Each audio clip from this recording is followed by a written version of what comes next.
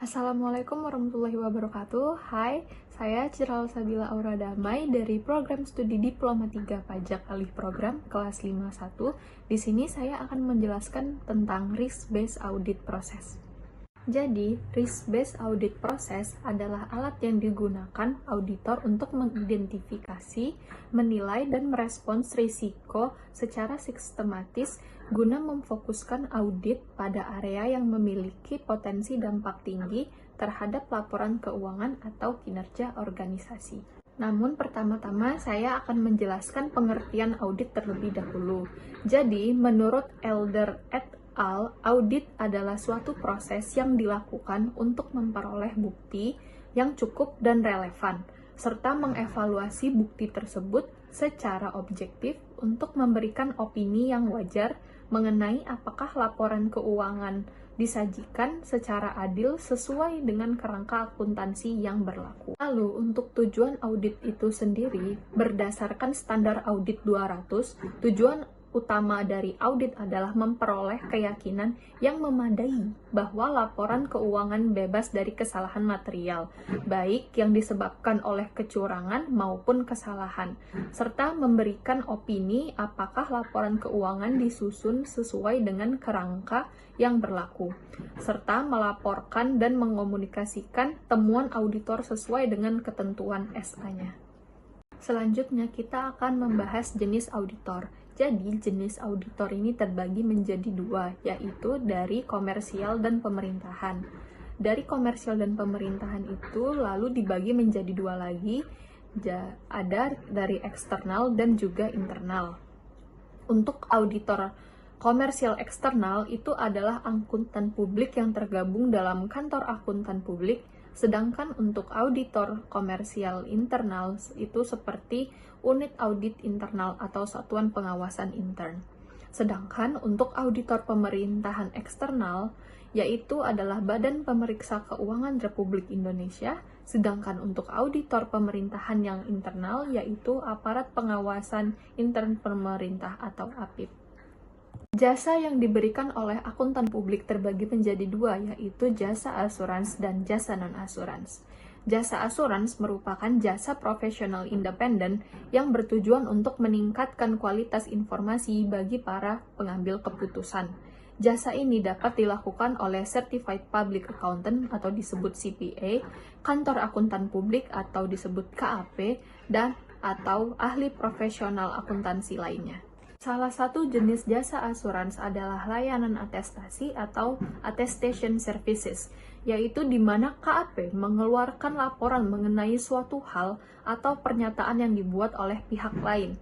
Contoh layanan atestasi meliputi audit laporan keuangan historis, audit pengendalian internal atas laporan keuangan, tinjauan laporan keuangan historis, serta jasa lainnya untuk berbagai topik lain. Ada juga jasa asurans lainnya yang tidak memenuhi definisi layanan atestasi.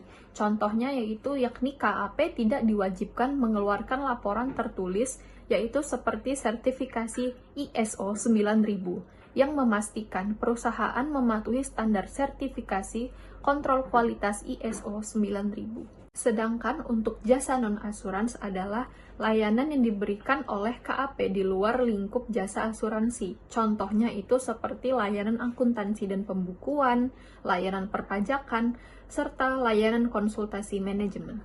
Jadi, untuk proses audit berbasis risiko ini dimulai dari inherent risk. Inherent risk adalah penilaian auditor terhadap kemungkinan terjadinya salah saji material dalam suatu saldo akun sebelum mempertimbangkan efektivitas pengendalian internal. Artinya, ini adalah risiko alami yang ada dalam suatu akun atau transaksi sebelum auditor menilai efektivitas pengendalian yang diterapkan. Dalam proses ini, auditor menggunakan COSO Framework. Untuk COSO Framework ini terdiri dari 5 komponen utama yang saling terkait, yaitu ada control environment, yaitu berkaitan dengan budaya organisasi dan kebijakan manajemen yang mendukung pengendalian internal yang baik. Ini termasuk komitmen manajemen terhadap integritas dan pengelolaan risiko yang tepat. Untuk yang kedua, itu ada risk management. Itu menilai bagaimana organisasi mengidentifikasi, menganalisis, dan memprioritaskan risiko yang dapat memengaruhi tujuan dari laporan keuangan mereka. Untuk yang ketiga, itu ada control activities, yaitu langkah-langkah yang diterapkan untuk mengendalikan dan mengurangi risiko yang dapat memengaruhi organisasi, seperti kebijakan dan prosedur operasional. Untuk yang keempat, itu ada information dan communication, itu menilai bagaimana informasi mengenai pengendalian internal disampaikan kepada pihak terkait, termasuk manajemen dan stakeholder lainnya, untuk memastikan bahwa semua pihak memahami dan mendukung kontrol yang ada. Yang terakhir, itu ada monitoring activities, yaitu memantau efektivitas pengendalian internal secara berkelanjutan, serta melakukan penyesuaian atau perbaikan jika diperlukan. Untuk mendukung pelaksanaannya, digunakanlah 3 lines model. Untuk first line itu adalah unit operasional, yaitu yang bertanggung jawab langsung dalam mengelola risiko pada kegiatan sehari-hari. Mereka melaksanakan kontrol dan prosedur untuk mengidentifikasi dan mengurangi risiko di tingkat operasional. Untuk second line-nya, yaitu manajemen risiko dan kepatuhan, yang berperan dalam merancang kebijakan, prosedur, dan sistem untuk mengelola risiko secara lebih luas. Selain itu, mereka memberikan pemantauan dan dukungan untuk memastikan bahwa kontrol yang diterapkan di first line berjalan efektif. Untuk third line, yaitu audit internal dan eksternal, yaitu yang memiliki tugas untuk melakukan evaluasi independen terhadap sistem pengendalian internal secara keseluruhan, memastikan bahwa pengelolaan risiko sesuai dengan kebijakan dan ketentuan yang berlaku. Jadi, auditor mengevaluasi control risk dengan berkomunikasi kepada those charged with governance atau biasa disebut TCWG untuk memahami efektivitas pengendalian internal yang ada. Setelah itu, auditor akan melaksanakan analisis terhadap potensi kesalahan yang dapat terjadi, baik yang disebabkan oleh kelemahan pada pengendalian internal maupun faktor lainnya. Itu fungsinya untuk menilai dampaknya terhadap laporan keuangan. Auditor melakukan analisis ini dengan metode what can go wrong, yaitu untuk menganalisis potensi kesalahan dalam proses bisnis yang terdiri dari revenue plus collection, purchase plus payment, payroll plus HR, dan specific transaction. Berdasarkan hasil dari proses tersebut, auditor akan melakukan pengujian pengendalian yang terdiri dari control test dan substantive test. Pada control test, auditor menguji efektivitas pengendalian internal yang diterapkan oleh entitas. Tujuannya adalah untuk memastikan bahwa prosedur dan kebijakan pengendalian yang ada berfungsi dengan baik dalam mencegah atau mendeteksi kesalahan dan kecurangan yang dapat memengaruhi laporan keuangan. Auditor seringkali melakukan verifikasi langsung pada pihak ketiga untuk menguji benar atau tidaknya suatu transaksi terjadi. Setelah control test, auditor akan melanjutkan dengan substantive test yang bertujuan untuk memverifikasi kebenaran dan kewajaran informasi yang ada dalam laporan keuangan. Prosedur ini berhubungan erat dengan asersi manajemen. Salah satu cara auditor mengevaluasi asersi ini adalah dengan menggunakan CFAP. Untuk CFAP ini dimulai dari completeness, yaitu auditor menguji apakah semua transaksi dan saldo yang relevan telah dimasukkan dalam laporan keuangan.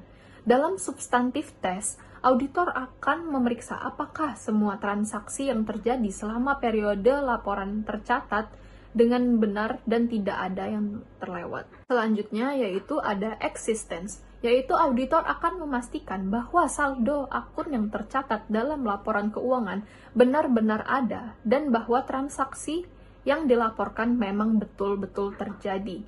Substantive test akan digunakan untuk memverifikasi keberadaan aset, kewajiban, atau transaksi yang tercatat dalam laporan keuangan. Selanjutnya ada valuation, yaitu auditor akan menguji apakah nilai yang tercatat dalam laporan keuangan telah dihitung dengan benar dan sesuai dengan prinsip akuntansi yang berlaku. Substantif test digunakan untuk memastikan bahwa nilai aset, kewajiban, atau transaksi telah dinilai dengan tepat sesuai dengan standar penilaian yang berlaku. Selanjutnya ada allocation, yaitu auditor akan memastikan apakah transaksi dan saldo telah dialokasikan dengan benar dalam laporan keuangan. Dalam substantif test, auditor akan memastikan bahwa biaya dan pendapatan telah dipisahkan dan dialokasikan ke periode dan kategori yang tepat. Yang terakhir yaitu ada presentation. Auditor akan memastikan bahwa laporan keuangan disajikan sesuai dengan standar pelaporan yang berlaku dan memenuhi pengungkapan yang diwajibkan. Substantif test digunakan untuk menguji apakah laporan keuangan disajikan secara jelas, akurat, dan sesuai dengan pedoman pelaporan yang telah berlaku. Untuk substantif test ini menggunakan 3 jenis pengujian, yaitu ada analytical test, yaitu menggunakan analisis terhadap bukti keuangan yang ada untuk mencari indikasi adanya kesalahan atau penyimpangan dalam laporan keuangan. Pengujian ini bisa dilakukan beberapa kali sepanjang proses audit untuk mengevaluasi konsistensi data. Selanjutnya ada test of transaction atau TOT, yaitu memastikan bahwa transaksi yang tercatat benar-benar terjadi dan sesuai dengan prosedur yang berlaku. Ini bertujuan untuk memastikan keabsahan dan kelengkapan transaksi yang dilaporkan. Yang terakhir ada Trace of Detail Balance atau TODB, yaitu memastikan kebenaran dan kecocokan setiap saldo akun yang ada dalam laporan keuangan, untuk memastikan bahwa saldo yang tercatat menggambarkan keadaan yang sebenarnya. Setelah proses ini, konfirmasi digunakan untuk memverifikasi informasi laporan keuangan dengan pihak ketiga. Konfirmasi biasanya ditulis menggunakan kop surat klien dan terdiri dari 2 jenis, yaitu adalah konfirmasi positif dan konfirmasi negatif. Untuk konfirmasi positif itu pihak yang dikonfirmasi diminta untuk memberikan jawaban yang sesuai dengan data yang telah disediakan. Jenis ini lebih sering digunakan karena memberikan bukti yang lebih kuat. Sedangkan untuk konfirmasi negatif, yaitu pihak yang dimintai konfirmasi hanya perlu menjawab ya atau tidak. Jika tidak ada jawaban, konfirmasi dianggap tidak dijawab. Jenis ini digunakan jika risiko kesalahan dianggap rendah. Proses ini, auditor juga mengidentifikasi issued address yang mencakup significant account, accounting estimate, going concern, related parties, dan subsequent event. Untuk significant account, auditor akan mengidentifikasi akun-akun material yang memiliki dampak besar terhadap laporan keuangan dan berisiko tinggi terhadap kesalahan penyajian. Lalu untuk accounting estimate, auditor akan menilai estimasi yang dibuat oleh manajemen, seperti penyisihan piutang atau penyusutan, untuk memastikan perhitungannya tepat dan wajar. Selanjutnya, untuk going concern, auditor akan menilai apakah entitas dapat terus beroperasi dalam jangka panjang tanpa ada keraguan substansial mengenai kelangsungan usaha. Lalu ada related parties, yaitu auditor akan memastikan bahwa transaksi dengan pihak terkait telah diungkapkan secara transparan dan sesuai dengan standar akuntansi yang berlaku. Yang terakhir yaitu ada subsequent event, yaitu auditor akan memeriksa peristiwa yang terjadi setelah tanggal pelaporan keuangan, tetapi sebelum laporan audit diterbitkan, untuk memastikan apakah peristiwa tersebut memengaruhi laporan keuangan yang disajikan.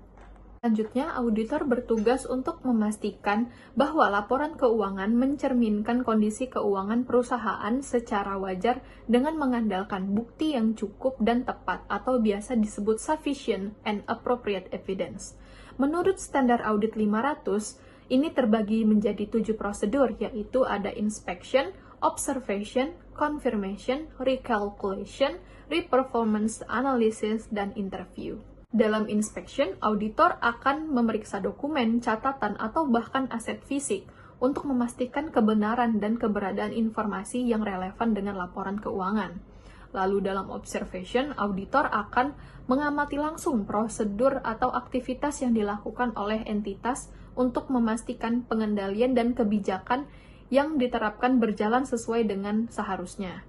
Lalu selanjutnya, untuk confirmation, auditor akan meminta verifikasi langsung dari pihak ketiga terkait dengan informasi yang tercatat dalam laporan keuangan, seperti saldo piutang atau kewajiban yang dimiliki oleh entitas. Lalu ada recalculation, auditor akan memeriksa kembali perhitungan yang telah dilakukan oleh entitas untuk memastikan bahwa angka-angka dalam laporan keuangan telah dihitung dengan benar dan sesuai dengan metode yang berlaku. Selanjutnya ada re-performance, yaitu auditor akan mengulang prosedur atau pengendalian tertentu yang telah dilakukan oleh entitas untuk memastikan bahwa prosedur tersebut telah dilakukan dengan benar dan secara konsisten. Selanjutnya ada analisis, yaitu auditor akan menganalisis hubungan antara informasi keuangan yang ada, mencari pola atau ketidaksesuaian yang mungkin menunjukkan adanya kesalahan atau penyimpangan dalam laporan keuangan. Yang terakhir yaitu ada interview, auditor akan melakukan wawancara dengan pihak-pihak terkait untuk memperoleh penjelasan atau klarifikasi mengenai proses atau transaksi yang tidak jelas atau mencurigakan. Prosesnya, auditor akan melakukan beberapa metode untuk memperoleh bukti yang cukup dan tepat, yaitu ada tracing, yaitu auditor akan mengikuti alur transaksi dari dokumen sumber seperti faktur atau kwitansi hingga tercatat dalam sistem akuntansi atau laporan keuangan. Metode ini digunakan untuk memastikan bahwa semua transaksi dicatat dengan lengkap dan benar dalam laporan keuangan. Selanjutnya ada metode vouching, yaitu auditor akan memverifikasi transaksi yang tercatat dalam laporan keuangan dengan memeriksa bukti sumber yang mendukungnya. Hal ini bertujuan untuk memastikan keabsahan dan kewajaran dari transaksi yang dilaporkan. Yang ketiga yaitu ada comparing. Auditor akan membandingkan data atau informasi dari berbagai sumber, misalnya membandingkan laporan keuangan tahun ini dengan tahun yang sebelumnya, atau membandingkan data perusahaan dengan standar industri. Metode ini dapat membantu mengidentifikasi ketidaksesuaian atau anomali yang perlu ditindaklanjuti. Yang terakhir yaitu adalah alternatif prosedur, yaitu jika auditor tidak dapat memperoleh bukti langsung melalui metode-metode lainnya, maka auditor dapat menggunakan prosedur alternatif, yaitu contohnya seperti melakukan analisis atau wawancara untuk mendapatkan bukti yang cukup dan kuat. Dalam risk-based audit proses itu ada detection risk. Detection risk adalah salah satu komponen dari risiko audit, yaitu mengacu pada kemungkinan bahwa prosedur substantif yang dilakukan auditor tidak akan berhasil mendeteksi salah saji yang ada dalam saldo akun atau kelas transaksi. Salah saji tersebut dapat bersifat material, yang berarti dapat memengaruhi kewajaran laporan keuangan secara keseluruhan. Dalam konteks ini, maka auditor akan melakukan evaluasi apakah bukti yang dikumpulkan sudah cukup dan tepat untuk mendukung kesimpulan auditor.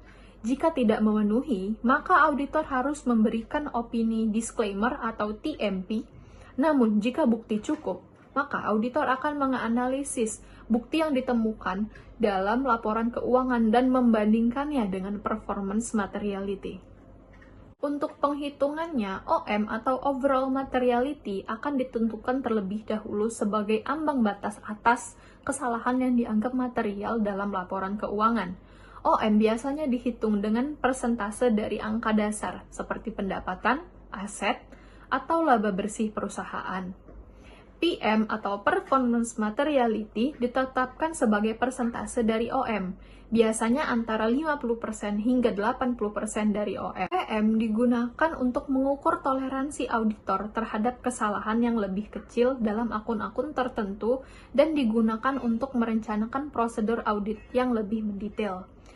Selanjutnya, untuk AM atau audit materiality itu berkaitan dengan materialitas pada level audit tertentu.